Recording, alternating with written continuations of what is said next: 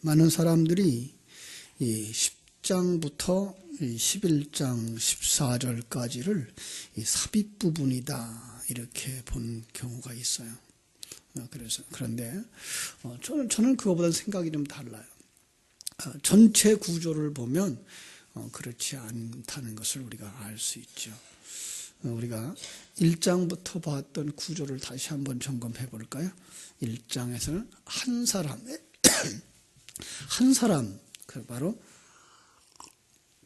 하나님이 창세기 2장 4절부터 24절에서 만들고 싶었던 바로 그 사람, 그 한 사람에 관한 얘기인데, 그 사람을 진단하는 과정 2장 3장 바로 7교회를 통해서 그 한 사람을 진단하는 것이고, 그 사람의 완성의 모습이 4장과 5장 천상에서 보여지는 것이고, 6장부터 18장까지가 그 사람이 만들어지는 과정, 그래서 그 과정 속에는 7인, 7나팔, 7대접이 3중으로 겹쳐진 그림으로 보셔야 되기 때문에 거기에 지금 우리가 들어가 있어요. 그래서 그걸 결코 삽입 부분이다 라고 말하는 것이 아니라 그냥 옛사람들이 무너지고 새사람들이 완성되어지는데 거기 드러나고 있는 새사람의 부분이다 라고 보시면 되는 거죠. 그리고는 이제 19장으로 가서 완성되어진 신부와 곁에 서 있는 예수 그리스도를 발견하게 되고, 그렇게 완성되어지기까지 쓰던 도구는 20장에서 다 쓰레기통에 버리는, 그래서 불못에 던져지는 것으로 그려지고 있고요. 그리고 나서 이제 21장, 22장 완성된 새 하늘과 새 땅, 바로 예수 그리스도와 우리가 하나 되어진 몸을 보여주면서 마지막 부분에 이제 21장 6절부터 21절까지 내용, 아멘 주 예수여 어서 오시옵소서 속히 이루어지게 하옵소서라는 이야기를 볼 때 삽입 부분이라고 넣을 것이 없는 것을 우리가 알 수가 있습니다. 특별히 6장부터 18장 삼중적 계시로 보았죠. 그래서 그 삼중적 계시, 그것은 아주 중요하기 때문에 그 복음을 설명하는 세 가지 다른 부분, 이렇게 보시면 됩니다. 성경엔 그런 재미난 표현들이 여러 곳에 있어요. 한번 볼까요? 요한일서에도 보면 요한일서 5장에 이런 표현이 있죠. 요한일서 5장 1절에 보면 이제 이런 말이 있어요. 예수께서 그리스도 예수를 믿는 자마다 하나님께로부터 난 자니 또한 낳으신 이를 사랑하는 자마다 그에게서 난 자를 사랑하느니라. 여기 이제 예수라고 하는 것이 하나 나오고요. 그 다음에 이제 쭉 내려가면 6절에 보면 이는 물과 피로 임하신 이니, 그래요. 그죠? 물과 피 이렇게 나오고요. 그 다음에 이제 7절, 8절에서는 이렇게 나와요. 증언하는 이가 셋이니 성령과 물과 피라, 또는 이 셋이 합하여 하나다, 이렇게 설명하죠. 물과 피와 성령, 그것이 합하여 하나다. 그것이 곧 복음이다. 그것이 곧 그리스도다. 이렇게 말하고 있는 것을 알 수가 있어요. 마치 우리 그 요한계시록에서도 이제 인과 나팔과 대접은 하나다라는 그런 의미로 보시면 틀림이 없어요. 그래서 7이라고 하는 숫자도 역시 완전한 숫자이면서, 완전한 숫자는 4라고 하는 세상의 숫자와 3이라고 하는 하나님의 숫자가 합해진 거죠. 그래서 그 넷에 관한 이야기, 그 7인이나 7나팔이나 모두 다 앞에 있는 네 부분과 뒤에 있는 세 부분으로 이렇게 나눠지는 그림을 볼 수가 있는데, 앞에 있는 네 그림은 바로 세상에 속한 자들, 그 세상, 바로 배후에 있는 사단에게 속한 자들, 그 사단에게 속한 자들이 어떻게 무너지는가를 강하게 강조하고 있고, 그 다음에 나머지 뒤에 있는 세 개를 설명할 때는 하나님에게 속한 자들, 그래서 하나님에 속한 자들은 그 속에서 어떻게 만들어지더라라는 걸 이야기하고 있는 것을 우리가 볼 수 있어요. 그 하나님에게 속한 자들은 하나님의 생명을 가진 자들이고 하나님의 관점을 가진 자들이죠. 그래서 우리는 가치관이 변하게 되고 인생관 자체가 변화가 되고 역사를 보는 눈도 달라지게 되는 것이죠. 그리고 이제 6번째로 우리가 나팔을 복음을 전해졌을 때에 우리가 그 이야기가 다시 펼쳐지는 거예요. 그래, 다섯 번째, 여섯 번째, 일곱 번째도 바로 이 하나님에게 속한 자들을 설명하고 있는 부분이라 오늘 거기서 지금 우리는 이 10장을 여섯 번째 그 나팔 속에다가 같이 보는 거죠. 그래서 이제 계시록 지난 시간 9장 13절로부터 21절까지만 끝난 것이 아니라 어떤 면에서 9장 13절부터 뒤에까지 내려가는 일곱째 나팔이 나오는 14절까지 10장 14절 11장 14절까지가 바로 여섯째 나팔 속에 들어가 있는 사건인 거예요. 그러면서 이제 그 여섯 번째 나팔 속에서 옛사람들은 이렇게 부서지고 무너지며 그 속에서 하나님의 백성들은 이렇게 나와. 그것이 바로 이제 10장, 11장에서부터 이제 11장 14절까지를 이제 그림으로 그려주고 있는 그림이에요. 그래서 이걸 삽입구를 볼 것이 아니라 이건 바로 우리들 안에 일어나는 일의 어떤 부분을 강조하고 있는 거다라고 보시면 되죠. 그래서 지난 시간에도 살펴봤습니다. 그들이 어떻게 죽더라?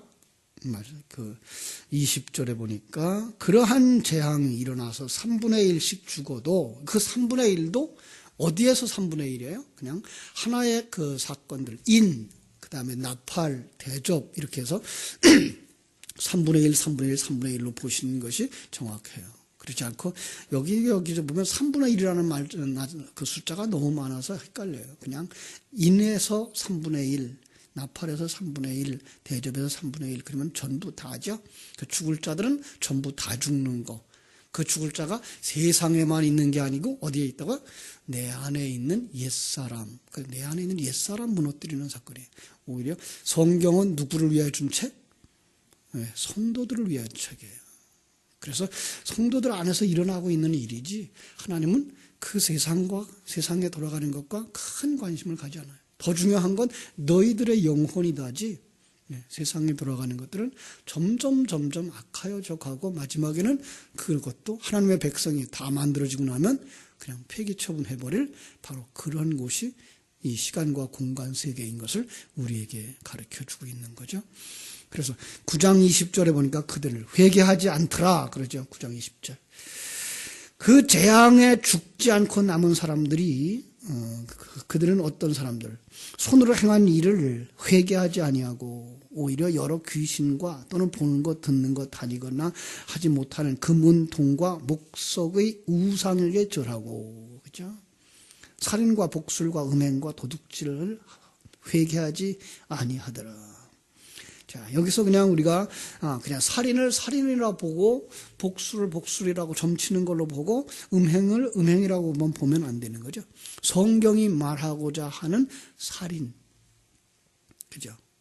그것은 바로 재물을 또 죽이고 또 죽이는 것, 예수를 십자가에 또 못 박는 것, 그것이 바로 살인이고, 음행, 그것은 하나님을 떠나 다른 것을 사랑하는 것, 자기 남편을 떠나 다른 남자를 좋아하는 여자, 그게 이제 음녀인 거죠. 복술, 사실은 헛된 소리예요. 거짓말이에요. 그 다음에 도적질, 뭐죠? 도둑질은 의미를 모르고 그 물건을 사용할 때. 그래서 말라기서에서는 11조과 헌물을 드리는 그들을 향하여서 하나님의 것을 도둑질했다라고 말하는 것이 바로 그 의미인 거예요. 그들은 헌금을 열심히 했어요. 11조도 했고 헌물도 드렸고 그런데 하나님은 그들을 향해 어떻게 평가한다? 도둑질했다. 왜? 의미를 모르고 그냥 물건만 가지고 오면 바로 그런 부분이에요. 그러니까 진리의 내용을 가지지 아니하고 내가 주인 되어져서 어떤 일들을 하고 있는 걸 그걸 갖다가 죄라고 말하고 있는 것을 우리가 볼 수 있습니다. 그런 자들은 당연히 천국에 못 들어가죠. 왜요? 그 속에 뭐가 없어요? 진리가 없어요. 생명이 없어요. 한번 마지막에 가서 보겠습니다. 요한계시록 22장에도 똑같은 말이 있어요. 오늘 읽었던 곳하고 똑같은 말들이 22장 15절에 가득 있습니다. 자, 개들과 점술가들과 음행하는 자들과 살인자들과 우상 숭배자들과 거짓말을 좋아하며 지어내는 자는 다 성 밖에 있으리라. 그들은 천국에 못 들어가는 거예요. 바로 그런 그림을 이렇게 우리에게 그려주고 있는 것을 볼 수가 있습니다. 그런데 우리가 다 그런 자였는데, 그죠? 그런데 우리가 어떻게 14만 4천이 되어졌고 흰옷 입은 자가 되어졌고 어떻게 그리스도의 신부가 되는가? 그게 이제 10장에부터 14장까지의 이야기예요, 사실은. 그래서 우리가 그 이야기를 쭉 살펴보고자 하는 것입니다. 10장으로 갑니다. 1절. 내가 또 보니 힘센 다른 천사가 나타나죠. 그런데 그가 어떤 형상으로 나타나요? 구름을 입고 하늘에서 내려오는데 그 머리 위에 무지개가 있고 그 얼굴은 해 같고 그 발은 불기둥 같으며 그 손에는 작은 두루마리를 들고 오른발은 바다를 왼발은 땅을 밟고. 자, 이 부분에 있어서 이 천사가 과연 무엇을 상징하는 것일까? 의견이 분분해요. 어떤 사람들은 천사다, 그냥 천사로 보라, 그렇게 보고 있고, 어떤 사람은 예수 그리스도가 아니냐, 앞에 있었던 그 예수 그리스도 그대로 아니냐. 그래서 그냥 이해하기 쉽게 예수의 사역을 상징하는 천사, 이렇게 보시면 돼요. 그죠? 그러니까 예수 그리스도의 사역이 보인다, 안 보인다? 안 보여요. 영의 사역이기 때문에. 지금 예수님 우리 어디 계셔요? 우리 안에 계시잖아요. 그런데 그 예수 그리스도가 보여요? 안 보여요. 바로 그런 부분이에요. 그래서 성령이라고도 말하고 성령도 안 보여요. 그래서 거기다 하나 더 붙인 게 뭐예요? 진리다라고 말하는 거죠. 마찬가지예요. 예수 그리스도의 사역이 하나님의 사역인데 그걸 그냥 너무나 많이 겹치는 일들이 있어요. 그런데 겹치는 그림을 같이 동시에 나타나는 그림을 그리려니까 다른 형상으로 그려줘야만 되는 거죠. 그래서 천사라고도 하고 또 다른 표현도 하고 그러는 거예요. 어린 양이라고도 하고. 그러니까 그렇게 보시면 여기서 나타나는 건 바로 예수 그리스도인데 그걸 그냥 예수 그리스도의 사역을 상징하는 천사라고 보시면 깨끗할 것 같아요. 그렇죠? 왜냐하면 요한계시록 1장 7절에서 예수를 묘사했던 그 내용과 같아요. 구름이고 무지개고 이런 것들. 구름과 무지개 뭐죠? 구름 특별히 하나님의 강림하심, 하나님의 임재하심, 나타나심, 바로 그것을 상징할 때 구름을 이야기하는 거죠. 그러니까 우리는 그전에 그냥 그렇게 생각했어요. 예수님이 구름 타고 오신다니까 저 하늘에 떠 있는 저 구름 이렇게 생각을 했죠. 아니요. 그건 그냥 상징적인 거예요. 하나님의 임재를 상징할 때 그렇게 표현했어요. 그래서 성막에 구름이 가득하고 이런 것들로 하나님의 임재를 표현했던 것이죠. 그렇죠? 요한계시록 1장 15절 16절도 그래요. 거기에서 보면 빛난 주석 같은 발이 있고 얼굴은 해같이 비추는 것이 있더라. 그게 바로 예수 그리스도를 묘사한 것들이잖아요. 바로 그 그림들을 여기다가 다 설명하고 있는 거예요. 결국은 예수 그리스도만 사실은 우리가 가장 더 중요한 것, 그 손에 펴놓인 작은 두루마리. 이 작은 두루마리가 뭔지 알면 그분을 통해서만 그게 나오는구나를 알 수가 있는 것이기 때문에 더 쉽죠. 그죠? 자, 예수님을 상징한다고 보시고 예수님의 사역을 상징하는 천사 이렇게 보시면 돼요. 왜 그런 모습으로 태어나죠? 왜 나타나죠? 9장 13절로 21절에서 하나님이 허락한 생명 외의 것들은 다 무너지는데 그 속에서 어떻게 하나님의 생명을 가진 자가 나오는지를 보여주는 거예요. 다 어둠이었는데 어떻게 그 속에서 빛의 자녀가 나오는지를 보여주는 거예요. 어떻게 빛의 자녀가 나오겠어요? 빛이 오셔서 그 속에 들어가면 그가 빛의 자녀가 되는 거예요. 그가 하나님의 자녀인 것이고요. 창세 전에 택함 받은 자인 거죠. 그렇습니다. 그가 이 땅에 오셔요. 그래서 하나님의 생명, 그 구원과 보호하심, 그 완성의 그림이 지금 10장에서부터 그려지고 있는 것을 볼 수가 있습니다. 그런데 3절로 4절, 사자가 외쳐요. 그죠? 사자가 외치죠? 사자가 부르짖는 큰 소리로 외쳐. 다 들었어요. 그런데 그걸 기록하려고 하니까 뭐 하지 말라? 기록하지 말고 뭐 하라? 인봉하라. 열려져 있어요. 열려져 있어요, 두루마리가. 그런 열려져 있는 책.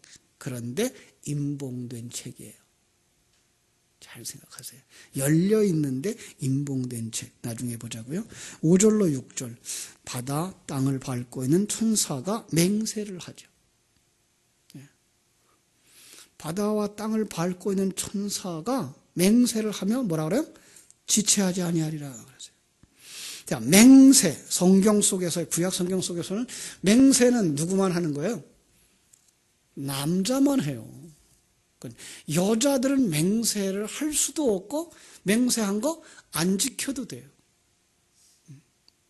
왜?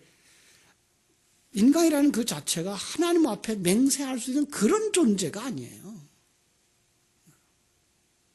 결국은 하나님이 맹세하는 거죠. 그건 누구예요? 성자 하나님이 성부 하나님 앞에서 맹세하는 거죠. 그리고 만물 앞에서 맹세하는 거죠. 속히 이루어지리라. 그죠? 속히 이루어지리라. 지체하지 아니하리라. 그죠? 일곱째 천사가 소리내는 날 그의 나팔을 불려고 할 때에 하나님이 그의 종 선지자들에게 전하신 복음과 같이 하나님의 그 비밀이 이루어지리라. 이게 인봉된 책이에요. 비밀이에요. 어떤 내용? 복음의 비밀이에요. 예. 네. 복음의 비밀. 그러면 이제 조금 쉽게 이해가 되죠. 왜 펼쳐졌는데 봉함된 책이라고 말하는지요. 그죠? 이렇게 다 우리에게 주어졌어요. 글자로 주어졌고 인쇄되어져서 각 사람 손에 다 들려졌어요. 그런데 이 책은 봉함된 책이에요. 이걸 아무나 보고 아무나 이해할 수 있는 책이 아닌 거죠. 예. 그것이 바로 하나님이 우리에게 주신 것들이에요. 성경은 바로 봉함된 책인 거예요. 그런데 그걸 지금 펼쳐가고 있는 바로 그런 거죠. 그게 이루어질 거다. 지체하지 않고 이루어질 거다. 예. 그 책의 내용이 실현되어질 거라고 말하는데 선지자들에게 전하신 복음과 같이. 예? 선지자들에게 어떤 메시지예요? 선지자들의 메시지. 그렇게 살면 망한다. 거기서 뭐하라? 나오라. 그죠? 항복하라. 그러면 산다. 심지어는 예레미야 선지자 같은 경우는 하나님이 너희들을 징계하신다. 그냥 그 징계 받아라. 그러니까 그냥 유대인들이 견디지 못하는 거죠. 저 못된 놈. 우리로 하여금 망하라 그런다. 그 원수 나라에게 항복하라 그런다. 저건 매국노 아니냐 이렇게 생각을 하는 거죠. 그러니까 하나님의 그 일하심을 보지 못하면 그런 거예요. 그러니까 우리도 그래요. 모든 걸 내게 좋게 하고 내게 잘 되는 걸 다 하나님의 뜻이라고만 보는 거죠. 아니요. 하나님 뭐해요? 우리를 질병 가운데도 넣으시고 실패 가운데도 넣으시고 고통 가운데도 넣으셔요. 그때 그걸 당하셔야 돼요. 우리는 그걸 벗어버리는 것만 좋은 일이라고 생각을 하는데 아니요. 하나님이 거기서 우리를 만들고 계시고 있기 때문에 거기 들어가셔야 되는 거예요. 힘든 일이지만. 그럴 때 뭐 하는 거예요? 그 삶이 회개하는 삶이에요. 그러니까 회개라고 하는 말 그 자체도 뭐죠? 하나님 잘못했습니다 라고 말하는 그 정도의 회개가 아닌 어떤 거죠? 이게 잘못됐구나. 방향을 바꿔야 되죠. 예. 이게 잘못된 가치관이구나. 바꿔야 되죠. 유대인들이 지적하는 하나님의 말씀, 예수님의 말씀을 따라서 세례 요한의 그 말씀을 따라서 메시지를 따라서 그들이 거기서 나왔어야 되는 거죠. 잘하고 있다고 생각하는데 왜 우리를 잘못했다 그러냐라고 해서 오히려 예수님을 십자가에 못 박고 세례 요한을 죽이는 일을 했지만 그건 아니었던 거죠. 바로 오늘 우리가 그러고 살고 있는 거예요. 지금 우리는 상당히 많이 우리 속에 어떤 생각이 있는가 하면 난 잘하고 있는데 이 생각이 있어요. 그러면서 거기다가 한술 더 떠서 난 누구보단 나은데 이러고 있는 거죠. 아니요. 거기서 나오셔야 된다고요. 8절로 10절에서 다시 한번 그림을 그립니다. 하늘에서 내게 나서 내게 들리던 음성이 또 내게 말하여 이르되 내가 가서 바다와 땅을 밟고 서 있는 천사의 손에 놓인 두루마리를 가지라 하기로. 내가 천사에게 나아가 작은 두루마리를 달라 한즉 천사가 이르되 먹어버리라. 갖다가 먹어버리라. 네 배에는 쓰나 네 입에는 꿀같이 달리라. 그래서 내가 천사의 손에서 작은 두루마리를 갖다 먹어버리니 내 입에는 꿀같이 다나 먹은 후에는 내 배에서 쓰게 되더라. 예. 선지자가 전한 복음, 어떻게 순종할 것이냐? 그것은 바로 바다와 땅을 밟고 있는 천사의 손에 들려져 있는 두루마리를 가져다가 먹는 것이다. 사실은 그 먹는, 여기서 먹는 것처럼 이 그림도 내가 하는 행동처럼 보이죠. 그런데 우리는 구약 성경 속에서 에레미야서, 에스겔 속에서 이제 보았고 요한복음 속에서 보아왔어요. 우리는 다 죽은 자들이 움직여서 가져다 먹을 수 있다 없다? 없어요. 그래서 하나님이 우리 속에 새겨주시고 파고 들어오시고 우리 안에 생명으로 거주하시는 바로 그 역사가 바로 복음을 먹는 것이죠. 그런데 바로 처음에는 어떻다고요? 입에서는 달다 그랬어요. 입에서는 달다. 자, 많은 사람들이 여기에서 이제 5장에 나오는 7인이 열려질 때의 그 두루마리와 10장에 나오는 이 두루마리는 같은 것이냐 다른 것이냐 또 의견이 분분해요.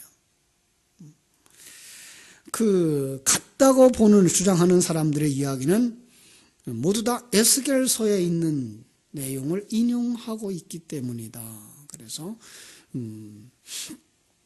같은 걸로 봐야 된다. 그렇게 주장하는 것이고요. 다르다고 하는 주장은 5장의 책은 인봉되었던 것이 열려지는 책이고 또 10장에 있는 것은 열려진 책인데 인봉된 책이다. 그래서 다르다. 하나는 복음의 역사, 인류의 역사, 신앙생활의 전체 과정이고 또 다른 하나는 복음이다. 이렇게 해서 이제 다르다. 제 생각은 크게 보면 같은 것이고요. 작게 나누어서 보면 다르다고 봐요. 하나의 내용인데 불구하고. 그러나 우리가 쉽게 이해하려면 다르다고 보시고 그냥 이해를 하시는 게 더 훨씬 쉽습니다. 왜냐하면 그 큰 책을 펼치면 뭐예요? 우리 일생의 과정이 쭉 펼쳐지는 거죠. 그 속에 내가 사는 거죠. 그런데 거기서 이 일생이 펼쳐진 이걸 갖다 또 먹는다 그러면 이상해 보이잖아요.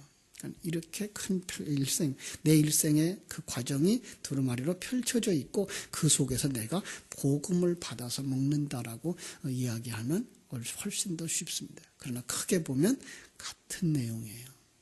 이 시간과 과정 속에서 내가 어떻게 가고 있는가가 복음의 내용이기 때문에 크게 보면 같은 내용이에요. 그러나 나눠놓고 보는 것이 이해하기는 쉽습니다. 그냥 5장에서 나오는 건 바로 이렇게 해서 복음의 역사가 펼쳐지는 거구나라고 보시면 되고 10장에서는 그 복음을 하나님이 우리 속에 심어주시는 거구나. 그걸 받아 먹어라. 그랬을 때 우리가 쉽게 이해를 할 수 있죠. 그렇죠? 자, 그 내용이 뭘까요? 복음의 내용. 창세기부터 시작되어지는, 어떤 면에서는 창세전부터 시작되어지는 하나님의 계획. 그 속에서 하나님이 얼마나 크신 분인가를 알게 되고 그 역사 속에서 성도 개인 안에 일어나는 각자의 내용. 바로 어둠 속에 빛이 오셨고 무상 숭배자들 속에 하나님의 부르심을 받는 역사가, 바벨탑 쌓는 그들 속에서 하나님이 자기 백성을 부르시는 역사가 나오는데 그 내용을 들을 때에는 굉장히 달죠. 그래서 시편 119편 103절은 우리에게 이렇게 얘기하죠. 주의 말씀의 맛이 내게 어찌 그리 단지요. 내 입에 꿀보다 더 답니다. 죽은 자 살려주신다. 하나님 떠났던 탕자 아버지 집에 데려다 준다. 잃었던 남편 만나게 해준다. 아유, 얼마나 좋은 얘기예요. 다 달콤한 이야기죠. 그죠? 그런데 하나님은 거기서 이제 전제를 하죠. 옛사람 그대로는 안 된다. 이거예요. 그러니까 옛사람 그대로는 안 되는데 이게 내가 옛사람에 물들어져 있어요. 얼마 동안? 수천 년 동안. 이스라엘 백성들이 애굽에 들어가서 400년 동안에 완전히 애굽인화 되어진 것과 같이 바벨론의 70년 포로 생활 속에서 그냥 거기에 머물러 버리는 것 같이 우리는 이 세상에서 그냥 몇천 년 살아가는 날 동안 그 속에서 세상적인 사고가, 옛사람의 사고가, 내가 왕된 그 중심적인 사고가 뼛속 깊숙이까지, 아니 한 점 생명이 없는, 한 점 빛이 없는 완전히 어둠 속에 그냥 갇혀버린 거예요. 건져낼 수 있는 게 없는 거예요. 그게 완전 타락이에요. 그래서 그걸 어떻게 해야 된다? 그건 버려야 된다. 그건 잘라버려야 된다. 그래서 우리 옛사람 자르는 작업들이 얼마나 힘들겠어요. 그 얘기가 지금 일곱 인, 일곱 나팔, 일곱 대접 속에서 계속 강조되어지는 죽는 자들의 얘기인 거예요.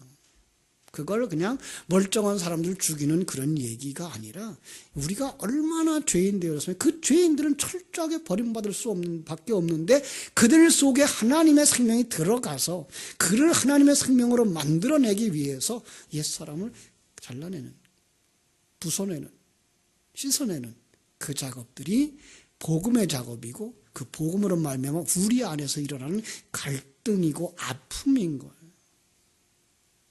그래서 그것이 고통인 거죠.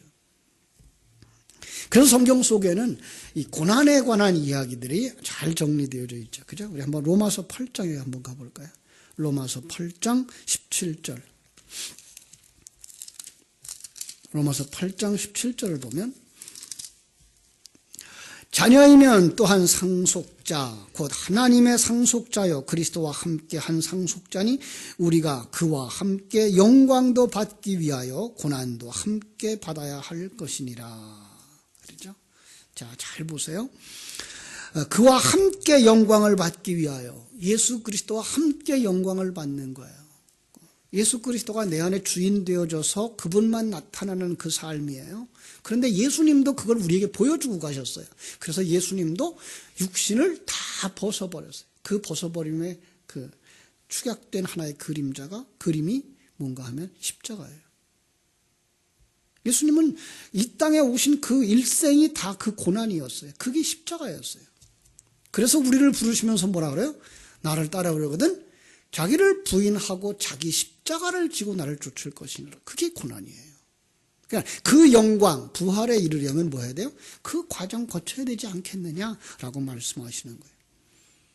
우리가 또 잘 아는 대로 히브리서 12장 8절에서는 징계는 다 받는 것이다 라는 얘기를 하는 거예요. 그래서 징계는 다 받는다는 말을 하는 거예요. 예. 그래서 그게 없으면 사생자요 참 아들이 아니니라. 로마서 바로 뒤에 있는 고린도전서 한 부 봅니다. 10장 13절. 사람이 감당할 시험 밖에는 너희에게 당한 것이 없나니 오직 하나님은 미쁘사 너희가 감당하지 못할 시험 당함을 허락지 아니하시고 시험 당할 즈음에 또한 피할 길을 내서 너희로 능히 감당하게 하시리라. 바로 이거예요. 그러니까 예수님이 40일 동안 그 금식하신 후에 광야에서 시험을 당하셨던 그 이야기나 이스라엘 백성들이 광야에서 40년 동안 시험을 받았으면서 고난을 당했던 그 이야기나 우리들의 일생 속에서도 항상 이 시험이 있는 거예요. 뭐 하라고? 너 얼마나 옛사람 벗어버리고 하나님의 진리로 충만되어져 있니? 그런데 그 고난이 뭘로 온다고요? 그 시험이 고통으로 온다고요. 징계로 온다고요. 같은 얘기를 하고 있는 거예요, 지금. 그걸 요한계시록에서는 뭐로 와요? 영적 전쟁으로 일어나는 거죠. 그런데 그 전쟁에서 사실은 누가 주인이에요? 누가 누구와 싸우는 거예요? 하나님이 우리 안에 있는 옛사람과 싸우는 거예요. 우리는 그냥 가끔 그랬어요. 믿음의 사람들과 세상의 싸움 이렇게 봤어요. 아니야. 그건 바로 우리 속에 있는 그 끈질긴 죄의 속성들, 양보하려고 하지 아니하고 놓지 않으려고 하는 그 주인의 속성, 그거 끌어내는 작업이에요. 복음이 그게 한 번, 두 번 돼가지고 되냐고요. 그래서 계속 반복해지는 거죠. 그죠? 바로 그러한 일로 말미암아서 이제 우리가 하나님의 택함 받은 14만 4천에 이르고 흰옷 입은 사람들이 되어지고 그리스도의 신부로 완성되어지는 거예요. 그러니까 여러분들의 과정 속에서 힘든 일이 있을 때 바로 이런 일을 인하여서 내가 더 빨리 만들어져 가는구나 라고 생각하시고 잘 인내하시고, 그 인내할 힘을 어디서 얻으셔야 돼요? 진리와 생명의 말씀으로 양식 삼아서 살아갈 때만 그걸 승리로 갈 수 있습니다. 여러분, 승리하는 여러분 되시기를 주님의 이름으로 축원합니다. 기도하겠습니다. 하나님 우리 아버지, 하나님의 크신 은혜와 사랑을 감사합니다. 우리는 속속들이 부패한, 타락한 어둠이었고 죽은 자였고 사단에게 먹힌 자였고 멸망의 자식들이었습니다. 아버지, 그런데 그 우리 속에 이 생명의 말씀 심어주시사 이제는 하나님의 자녀가 되게 하셨으니 얼마나 감사한지요. 정말로 그 말씀을 들을 때에 그 입에서 달다라고 하는 말씀처럼 감사하고 감격하고 찬양할 수밖에 없습니다. 그러나 하나님, 옛사람 그대로는 안 된다. 그건 벗어야 된다.